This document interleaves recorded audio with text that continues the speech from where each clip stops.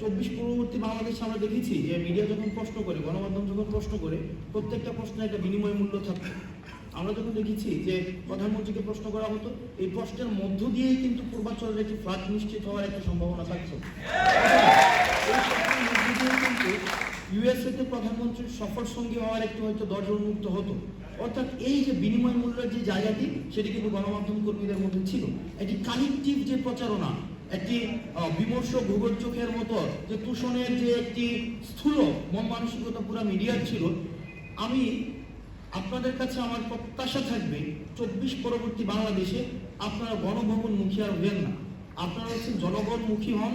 আর মনে রাখবেন, সরকার কখনোই সরকার যেটা শুনতে চায় সেটা প্রচার করা হচ্ছে প্রেস রিলিজ, আর সরকার যেটা শুনতে চায় না সেটা প্রচার করা হচ্ছে নিউজ। এখন আমরা দেখেছি গত 16 বছরে এই যে মিডিয়াগুলো কালেকটিভ ভাবে কেউ সাধারণ